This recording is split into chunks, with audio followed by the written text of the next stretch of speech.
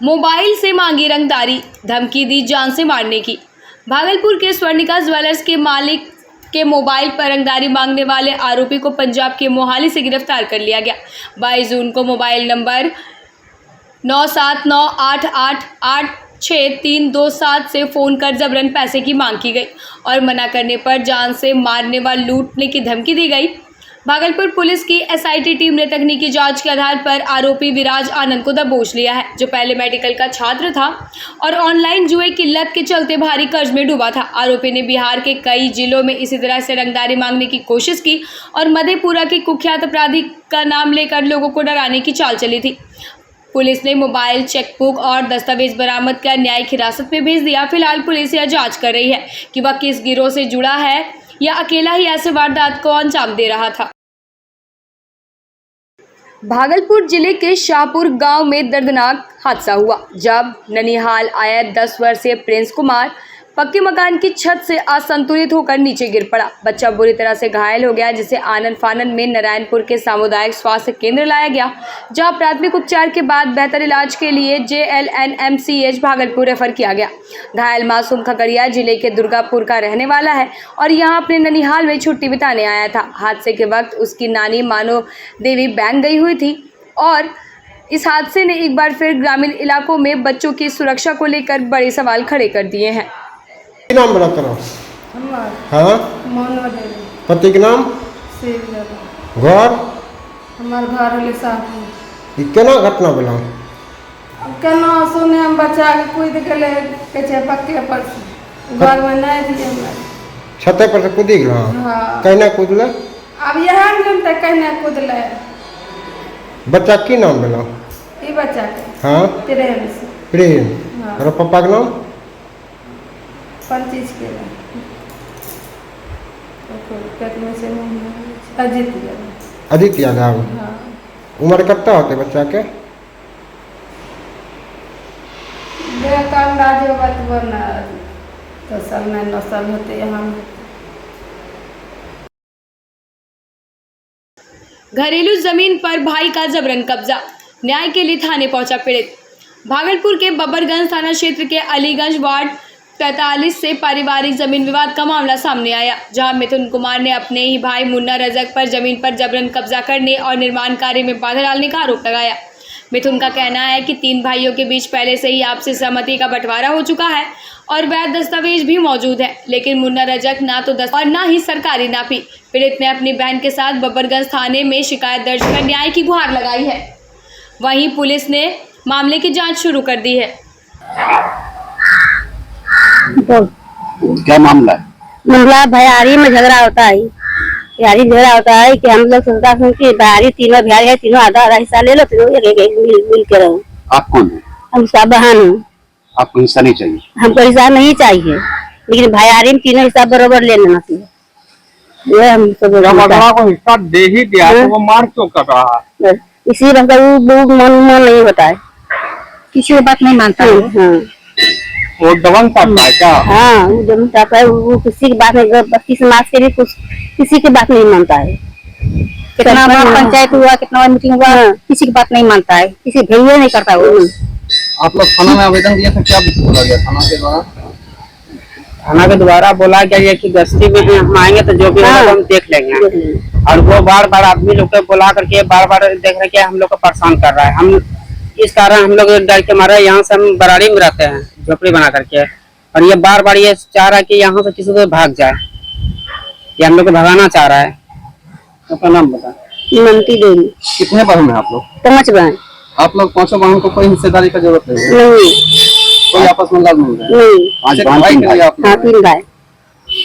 हम लोग सोचता है कि मिलजुल कर समय ले लो बराबर से हिस्सा, और हम लोग यही सोचता है, लेकिन वो लोग हम लोग को झगड़ा करता है। नवगछिया अस्पताल में लापरवाही, हार्ट अटैक की मरीज तड़पती रही, डॉक्टरों का अता पता नहीं। नवगछिया अनुमंडलीय अस्पताल में लापरवाही की एक और चौंकाने वाली घटना सामने आई। भवानीपुर की 60 वर्षीय अनीता देवी को हार्ट अटैक की आशंका के बाद अस्पताल लाया गया, लेकिन परिजनों का आरोप है कि इमरजेंसी में कोई डॉक्टर मौजूद नहीं था। कई बार आवाज लगाने और 112 पर पुलिस बुलाने के बाद ही डॉक्टर मौके पर पहुंचे। प्राथमिक इलाज के बाद मरीज को मायागंज रेफर कर दिया गया, जहां उसकी मौत हो गई। परिजनों ने लापरवाही का वीडियो भी वायरल किया, जिसमें अस्पताल की अव्यवस्था और हंगामा साफ नजर आ रहा है। वहीं अस्पताल प्रशासन ने सभी आरोपों को खारिज किया है। नहीं रहने के कारण, लापरवाही के कारण ऐसा हो रहा है।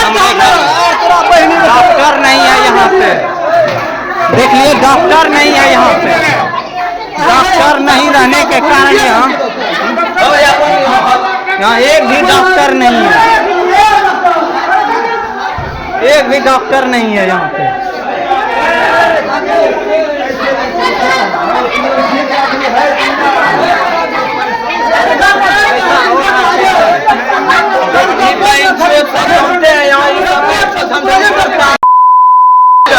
यहाँ कोई चीज का व्यवस्था नहीं, जहाँ जानते हैं अभी डॉक्टर पेशेंट में इंछोदती हो गया। देखिए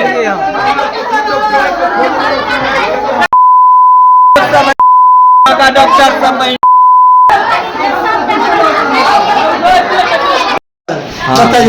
यहाँ पे हॉस्पिटल में कुछ भी नहीं मिलता है।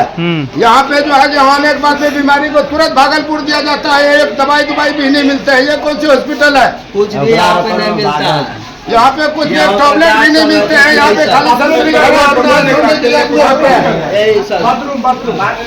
यहाँ सब डॉक्टर और जितना वर्कर है सोने के लिए यहाँ ड्यूटी करता है। कुछ भी नहीं करता है। यहाँ पे हॉस्पिटल से सीधे भगा दिया जाता है, तुरंत भागलपुर रेफर करता है। इस हॉस्पिटल में कुछ भी नहीं है ऐसा, क्या कुछ भी इसमें नहीं मिल रहा है। नगोचिया का हॉस्पिटल है, समझ लीजिए। नगोचिया अनुमंडल अस्पताल, डॉक्टर सब कुछ नहीं है यहाँ पे। यहाँ डॉक्टर है ना नर्स है, कुछ भी नहीं। यहाँ पे बस एक डॉक्टर तो नहीं है, सिक्योरिटी गार्ड।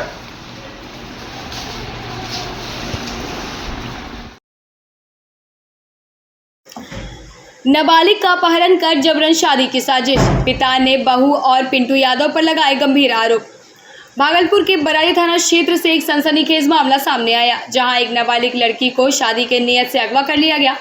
पीड़िता के पिता ने मधुसूदनपुर थाने में रिपोर्ट दर्ज कराते हुए बहू, उसके भाई और पिंटू यादव पर साजिश के तहत अपहरण का जबरन शादी कराने का आरोप लगाया। बताया गया कि बहू शादी समारोह के बहाने लड़की को ले आई, फिर पिंटू यादव नामक युवक जो कथित रूप से आपराधिक प्रवृत्ति का है, उसे अपने घर ले गया। अब परिजन बेटी की जान को लेकर चिंतित है और पुलिस ने सुरक्षित बरामदगी की मांग कर रहे हैं। पुलिस मामले की गंभीरता से जांच कर रही है, लेकिन अब तक लड़की का कोई सुराग नहीं मिला। उसी का आशा में रुके रहे और वहाँ फिर शादी विवाह का बात चलने लगा। हम डर गए और उसके बाद फिर बोले ननद को कि मेरे से अलग नहीं होने के लिए हम दोनों साथ साथ ही रहेंगे। फिर हम अपना भाई को सारे बात बताएं कि शादी विवाह का मामला है। मेरा भाई बोला कि नहीं, यहाँ पे ना कोई शादी विवाह ना होगा। अरे तू तो ऐसे डरता है, चल ना जाएंगे, तीनों जैसे आए हैं वैसे चल जाएंगे। और उसके बाद फिर वहाँ से पूरा मतलब आदमी सब आने लगा देखने के लिए लड़की को कि हाँ लड़की अच्छा है, बढ़िया है, कर लो शादी, ऐसा लड़की नहीं मिलेगा। और मतलब वहाँ उसकी मम्मी है बूढ़ी, कोई करने वाला ना है, चलो करा दो। तो हम बोले कि नहीं, हम बिना गार्जियन के बिना शादी नहीं करवाएंगे। उसके बाद हमको डर लगने लगा कि यहाँ शादी ब्याह का बात है। फिर हम वहाँ से कैसे निकल के आए ताकि यहाँ बताएंगे। यहाँ आए मम्मी को बताएं, पापा मेरा घर पे नहीं था, दुकान पे था। वहाँ से फिर आए मम्मी को बोले कि हम रात भर सुतलो नहीं था, ना कुछ खेला पिला था, नहीं बात था। और पापा आया था और बता दियो। उसके बाद यहाँ फिर मम्मी बोली कि मम्मी और पापा में क्या हुआ ना हुआ, हम घर में थे, पापा रात में आए, वो 10 से 11 बजे आएंगे, हमको पता नहीं चला। जब सुबह हम जगे तो देखते हैं पापा घर पे नहीं था। फिर मम्मी को हम अपने मायके फ़ोन किए, फिर वहाँ भी बताएं कि ऐसे ऐसे भैया ज़बरदस्ती हम अपने गेलिया ले लगला, बता हमरा एक बार भी ना बोलो को कि मतलब मैं जागे छी दूर। वहाँ हम फिर हम पूछलिए मैं कैसा निकली गलो छो, सरस्वती माई छो। मम्मी को हम अपना बोले, मम्मी भी पूरा मतलब गरियाने लगा कि दिमाग नहीं छो, ये नहीं हो। उसके बाद हम पापा सबको बोले, सबको गाँव वाला सिखाने लगा कि मतलब जो भी है ये न बोला है लड़का देखने गया है, सीधे बोलो अपहरण कर लिया है दोनों भाई बहन मिल के, नहीं किसी को भी नहीं बताया है। और अभी भी मेरे साथ मारपीट सब कुछ करता है और बोलता है कि बोलो कि सुसाइड कर लिया है। गांव का आदमी मारता है, बोलता है कि मार दो इसको, पीस पीस कर दो, बोलो कि आत्महत्या के आए, गांव से बढ़ के थोड़ी ना है। और नहीं मोबाइल है, नहीं कुछ मतलब फोन तो कहीं कुछ नहीं करने देता। पुलिसों के पास आए, दो दिन वहाँ से घुमा घुमा के हमको लेते गया, अंदर नहीं घुसने देता था। लड़की को बेचने का आरोप लगा आपके और उसके हाँ, भाई वो पे। उधर से ना फोन की थी मेरी ननद, हम बात किए हैं, यहाँ पे भी आदमी थे, सबके सामने में बात किए हैं, तो बोला हम अच्छे से हैं। और मतलब हम बोले कि इधर से बोला कि शादी क्या है कि ना, ये हम नहीं उसको पूछे, लेकिन वो बोले हम बढ़िया से हैं। हम रोने लगे, बोलते तो कथिल को नहीं भाभी, हम अच्छा से हम शादी कौन कराया उसका? मेरे सामने में शादी नहीं हुआ था। हम जब घर आए तो वहाँ शादी हुआ है कि ना ये हमको पता नहीं है। यहाँ से सर फोन करते हैं तो बोलते हैं कि हाँ शादी हो गया है। किसको फोन किया तो पता चला? यहाँ से सर फोन किया उसके घर, लड़की वाले के घर, वहाँ पे बात उत हुए तो वहाँ बोले कि नहीं शादी हो गया है।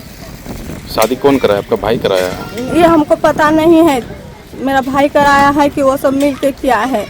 क्या मामला बता दो? मामला ये है कि मेरी भाभी और भाई, उसका भाई लेके क्या भोज खाने लेके जा रहे हैं, तो फिर उसको बोला कि चलो भोज खाने जा रहे हैं, तो क्या लेकर के उसके बाद हुआ क्या, उसमें उधर क्या किया नहीं किया, वो दोनों घर आ गए। तो उसके बाद फिर हम पूछते हैं तो फिर भी बहुत बात बोला क्या भी वहीं है। किसको लेके गए? मेरी बहन को लेके गई। कौन लेके गया है? मेरी भाभी और उसका भाई मिल करके। और उसके बाद फिर सुनने में आया कि उधर ये छोड़ दिया तो फिर सुनने में आया कोई बूढ़ा आदमी के पास बेच दिया, सुनने में आया। किस लिए बेचा उसको? क्या किस लिए बेचा ये नहीं पता है, हम लोग को खाली पता चला कि दोनों मिल करके ले जा रहा है भोज खाने उसको अपने रिश्तेदार के यहाँ। ऐसी बात है। कहाँ में बेचा है? किस एरिया में बेचा?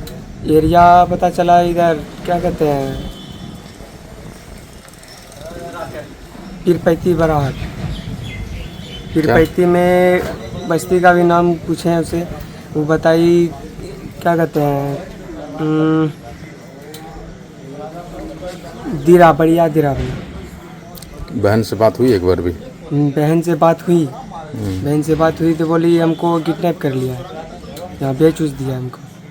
अच्छा, ये वो आरोप वो बताई कि कौन बेचा है? हाँ बताई कि भाभी और उसका भाई मिलके। कितने में बेचा?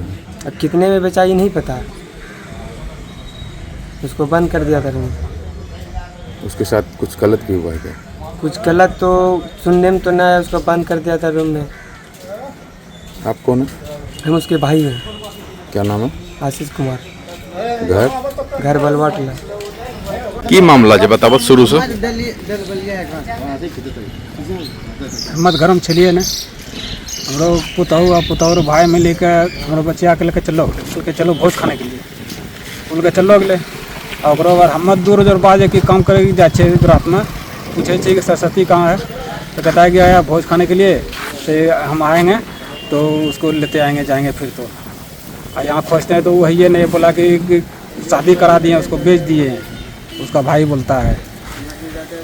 क्या नाम है भाई का? अमरेश कुमार। किसका भाई बेचा? हमारा पुतहु का भाई। क्या और पुतहु का क्या नाम है? सुनीता देवी। संगीता। वो और उसका भाई मिलके दोनों मिलके बच्ची को बेच दिया। कहाँ में बेचे? ये कौन दिरा कहते? बकिया दिरा। कहाँ में पड़ता है? कौन जिला में? कहाँ में बोल, फिर से बोलिए। बकिया दिरा हाँ। कटिहार थाना पड़ता है जिला, बरारी थाना। कब का घटना है? ये 27 तारीख का करना है। कितना में बेचा है? वहाँ से तो आदमी रिपोर्ट कर रहा है कि 5 लाख दिए हैं। उसके गांव से रिपोर्ट आ रहा है कि 5 लाख रुपए दिए हैं तो बच्चे कम लिए हैं। वहाँ गए थे आप एक बार भी? नहीं, कल जाने वाले थे। गांव के आसपास में दूसरे गांव से पता किए तो बोला कि भैया वहाँ काहे ले जा रहे हैं, कोर्ट घूर के नहीं आओगे। सबको पीट के गाड़ी चढ़ा से सब चूर देगा। हम लोग आधा उसके गांव के आसपास से घूर के चले आए हैं। अभी कहाँ आए हैं आप? अभी थाना आए हैं, मसूदनपुर थाना। क्या बोला यहाँ? यहाँ बोला कि रिपोर्ट दे रहे हैं लिख के, आप जाइए बरारी थाना, यहाँ से गार्ड भेज रहे हैं साथ में, अभी जा रहे हैं गाड़ी करके। कितना उम्र होता होगा बच्ची का? 15 साल भी नहीं पूर रहा था। क्या नाम है उसका? सरस्वती कुमारी। आपका? विजय मंडल। कौन है आप? उसका पिताजी। फेयरवेल में छल का जज्बात, नृत्य संगीत से सजी विदाई। भागलपुर के सुंदरवती महिला महाविद्यालय के बीकॉम अंतिम वर्ष की छात्राओं को यादगार फेयरवेल दिया गया। स्वागत गीत से शुरू हुआ समारोह नृत्य और संगीत से सराबोर हो उठा, जहां छात्रों ने 3 वर्षों की यादों को साझा करते हुए गुरुजनों का आभार व्यक्त किया। कॉमर्स विभाग के शिक्षक शिक्षिकाओं ने भी छात्रों को उनके उज्जवल भविष्य की शुभकामनाएं दी। विदाई का यह रंगारंग मंच भावनाओं, उमंग और आत्मीयता से भरपूर रहा। आज के फेयरवेल में हम लोग कॉमर्स डिपार्टमेंट से 22 से सेक्शन 25 तक के स्टूडेंट लोग हम लोग फेयरवेल ऑर्गेनाइज किए थे, जिसमें हम लोगों के प्रिंसिपल आई थी अनुराधा मैम, और उसमें और सब टीचर्स इंक्लूड थे, चंदन सर और धीरज सर और धीरेंद्र सर और दिनकर सर और निधि मैम और नेहा मैम, ये सब आई थी। सबको ऑर्गेनाइजेशन दिए थे और हम सब स्टूडेंट मिलकर के फेयरवेल ऑर्गेनाइज किए थे, जिसमें हम लोगों को डांसिंग, स्पीच और सिंगिंग हुआ था। इसमें से पार्टिसिपेट की थी सूफी कुमारी और इशिका कुमारी और दिव्या भारती, जो म्यूजिक डिपार्टमेंट कर रही थी। और फिर हम लोगों ने मोमेंटो और बैच एक दूसरे को कंट्रीब्यूट किया था, और सर के थ्रू, मैम के थ्रू। भागलपुर में अखिल भारतीय विद्यार्थी परिषद के प्रेरणादायक सम्मान समारोह। ज्ञान, शील और एकता के मूल मंत्र के साथ अखिल भारतीय विद्यार्थी परिषद भागलपुर ने मारवाड़ी कॉलेज परिसर में प्रोफेसर यशवंतराव केलकर सम्मान समारोह का भव्य आयोजन किया। 900 छात्रों की भागीदारी वाले इस समारोह में सामान्य ज्ञान प्रतियोगिता के 20 श्रेष्ठ प्रतिभागियों को नगद पुरस्कार और प्रमाण पत्र सम्मानित किया गया। 5,000 तक की राशि जीतने वाले इन होनहारों को मंच मिला अपनी प्रतिभा दिखाने का और आत्मविश्वास पाने का। परिषद के जिला संयोजक रोहित कुमार राय ने बताया कि एबीवीपी सदैव छात्र के हित में काम करता है और आयोजन छात्रों के उज्जवल भविष्य की दिशा में एक सशक्त कदम है।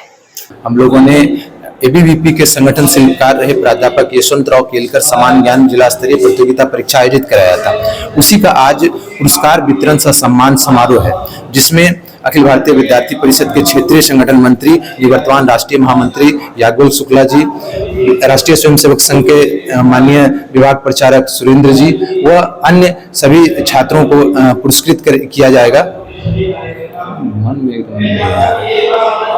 टॉप 5 प्रतिभागियों को, पहले को 5,000, दूसरे को 2,500, तीसरे को 15 को, चौथे को 1100, पांचवें को 500 रुपए से पुरस्कृत किया जाएगा। जी, इसमें करीबन 900 छात्र प्रतियोगिता परीक्षा में शामिल हुए थे। हम लोग टॉप 20 को पुरस्कृत करेंगे और बाकी सभी लोगों को प्रमाण पत्र दिया जाएगा। रोहित कुमार राज, जिला संयोजक एबीवीपी भागलपुर। टूटी ईंटों से बन रही सड़क, नाथनगर के ग्रामीणों का फूटा गुस्सा। भागलपुर के नाथनगर प्रखंड के निप्स अंबे पंचायत में मनोहरपुर भवानीपुर से दिघी तक बन रही सड़क में टूटे फूटे पुराने मकानों की ईंटें इस्तेमाल की जा रही है, जिससे ग्रामीणों का गुस्सा सातवें आसमान पर है। लोगों ने निर्माण कार्य में भारी अनियमितता, लापरवाही और सरकारी पैसे की बर्बादी का आरोप लगाया है। जब मुखिया के रेलवे कर्मी बेटे संजीव कुमार से जवाब मांगा गया तो उन्होंने साफ कह दिया यही ईंट लगेगा, और फिर पत्रकारों के कॉल उठाने से भी बचते दिखे। ग्रामीणों ने चेतावनी दी कि अगर अब भी कार्रवाई नहीं हुई तो जिला प्रशासन के खिलाफ सड़क पर उतरकर आंदोलन छेड़ेंगे। इस मामले ने एक बार फिर दिखा दिया कि नाथनगर में जमीन परियोजनाएं कैसे दम तोड़ रही है और प्रशासन किस हद तक बेपरवाह है। पंचायत में 4 नंबर वार्ड में। कौन सा गांव है ये? भवानीपुर। मनोहरपुर के अंदर? हाँ, मनोहरपुर के अंदर भवानीपुर है ये। तो क्या ये रोड क्या चीज से बन रहा है? ये रोड अब योजना जो भी हो, चाहे मनरेगा हो या जो भी हो, लेकिन मुखिया जी के थ्रू बना रहा है। कौन है मुखिया? नीरू देवी। और उसी का बेटा खुद स्वयं काम करवा रहा है इसमें। संजीव नाम है उसका, रेलवे में जॉब है, वही काम करवा रहा है। और ये सारा ईटा कहीं से मकान से तोड़ के ला के इसमें देखिए बिछा रहा है। ये तो बिल्कुल गलत बात है। योजना में ये बिल्कुल लूट का काम हो रहा है, भ्रष्टाचार का काम हो रहा है। काम नहीं होना चाहिए। यहाँ का पब्लिक क्यों नहीं इसको रोक लगाया था? कोई कहा है मुखिया को? पब्लिक को मालूम नहीं, पब्लिक तो बाद में देखा, हम लोग देखें तो फिर सूचना किया गया। देखें कि भाई इसमें पुराना ईटा बिछाया जा रहा है, एकदम बिल्कुल मकान से तोड़ के लाके 2 नंबर का ईटा पत्थर, रोड़ी, अद्दा सब है इसमें दिया हुआ। क्या नाम हुआ आपका? मेरा नाम जयप्रकाश मंडल हुआ, हम पूर्व पंचायत समिति सदस्य हैं। तेज रफ्तार बाइक ने ली बुजुर्ग की जान, खेत से लौटने वक्त दर्दनाक हादसा। भागलपुर के कहलगांव गांव में मोतियानी गांव में तेज रफ्तार बाइक ने 70 वर्षीय बुजुर्ग राजदेव मंडल को उस वक्त टक्कर मार दी जब वे खेत से मूंग तोड़कर अपने घर लौट रहे थे। टक्कर इतनी जोरदार थी कि उन्हें गंभीर हालत में मायागंज अस्पताल ले जाया जा रहा था, लेकिन रास्ते में ही उनकी मौत हो गई। यह हादसा हमडंडा थाना क्षेत्र में हुआ और मृतक के बेटे मुकेश कुमार ने घटना की पुष्टि की। घटना के बाद परिवार में कोहराम मच गया। वहीं पुलिस ने मामले की जाँच शुरू कर दी है। घटना होले मूंग तोड़ी घुने जे आवे लेने रोडा रोडा आवे ले तो बगल लगता है थैले और राउंड साइड से मारला जी मोटरसाइकिल। अच्छा तो पलाउट डेट मोह जन्म चल एक बे हालत हो गई तो मैं रासने फोन करके मैं कहीं दूसरा जगह वहाँ गेलिए तो मत रोगी ने पहले लग भागवे वही रोगी को उठा के मैं लेके हॉस्पिटल गई। हॉस्पिटल कहरगाँव से रेफर करके थाना भी मैंने रेफर नहीं उतना तेजी में ले भाई पहले तो रोगी बच्चा ना तब थाना पड़े वहाँ से रेफर करके तो रास्ता में यहाँ बक्कीस रहे थे तो एकदम तो ठीक है। वहाँ से मायागंज रेफर कर प्राइवेट भी गए प्राइवेट हम नहीं चलते। की नाम से कौन? मुकेश कुमार केकरो जे मृतक से राजदेव मंडल। कितना उम्र से? 70 साल। तोरो पिताजी हले? तोरो मुकेश कुमार नाम हले? रही वाला कहाँ कोच लो? घुटियानी। कौन थाना? हमडंडा थाना। एमएलए रीतलाल यादव की जेल में भूख हड़ताल, पत्नी ने जताई हत्या की आशंका। भागलपुर की जेल में बंद राजद विधायक रीतलाल यादव की तबीयत बिगड़ने के बाद बड़ा खुलासा हुआ है। वे पिछले 5 दिनों से आमरण अनशन पर थे। डॉक्टरों के अनुसार भूखे रहने से उनका बीपी और शुगर लेवल गिर गया था। अब JLNMCH के कैदी वार्ड में उनका इलाज चल रहा है, लेकिन सबसे चौंकाने वाला आरोप लगाया है कि उनकी पत्नी रिंकू देवी ने उन्होंने फेसबुक पोस्ट में लिखा कि रीतलाल यादव की जान को खतरा है, उन्हें एक साजिश के तहत भागलपुर भेजा गया है और उनसे मिलने वालों पर फर्जी केस दर्ज किए जा रहे हैं। क्या स्टेटस है उनका? कल रात में भी उनको देखा गया था जब वो हमारे अस्पताल में आए थे। मुझे लगता है कुछ 8 साढ़े 8 के बीच के आसपास वो हमारे यहाँ आए थे। तो कुछ उनको तकलीफ थी कहीं पे रहते हुए घर पे, या फिर आप बोलेंगे जहाँ जेल में थे, तो वो कुछ दिन से अनशन पे थे। तो शाम में फिर वो अपना हमारे पास चक्कर और कुछ पेशाब में दिक्कत की कमी को लेके आए थे। धीरे धीरे रिक्वेस्ट करने के बाद वहाँ के जेल वालों ने भी रिक्वेस्ट करके इनको कुछ ग्लूकोज की पानियाँ पिलाई थी। बाकी हमारे पास आने के बाद हम लोगों ने IV ट्रीटमेंट से ग्लूकोज, बाकी जो उनकी रिक्वायरमेंट थी जो लगा देख दाख के हम लोगों ने चालू किया। स्थिति में रात में ही सुधार लगने के कारण हम लोगों ने उनको प्रिजनर वार्ड जो हमारे यहाँ पे है उन पे शिफ्ट कर दिया गया। सुबह में भी जांच के उपरांत अभी तक की जो रिपोर्ट्स है लगभग नॉर्मल पाई जा रही हैं। अब वो खा भी रहे हैं अपने हिसाब से, थोड़ा पहले से बेहतर भी लग रहे हैं, लेकिन कुछ और 1-2 जांचें, जैसे उनको प्रोस्टेट की प्रॉब्लम जैसा वो मुझे पुराना बता रहे हैं, तो हमारे दूसरे डिपार्टमेंट से भी संपर्क करके फिर हम लोगों ने सोचा कि ये बहुत दिन से 4-5 दिन से अनशन पे थे, तो एक मानसिक विभाग से भी ओपिनियन ले लिया जाए कि किस कारण से वो तनाव में थे। तो ये सारी चीजें की प्रक्रिया को होने में 1-2 दिन में हो जाना चाहिए और कुशल वो हो सकता है वापस यहाँ से डिस्चार्ज कर दें। मुहर्रम पर्व पर अमरपुर में शांति समिति की बैठक, शांति और नियमों का किया गया पक्का भरोसा। अमरपुर थाना परिसर में मुहर्रम पर्व को लेकर थाना अध्यक्ष पंकज कुमार झा के नेतृत्व में शांति समिति की महत्वपूर्ण बैठक हुई। इस दौरान BDO प्रतीक राज, पुलिस निरीक्षक मनीष कुमार समेत नगर पंचायत और पंचायत प्रतिनिधि मौजूद रहे।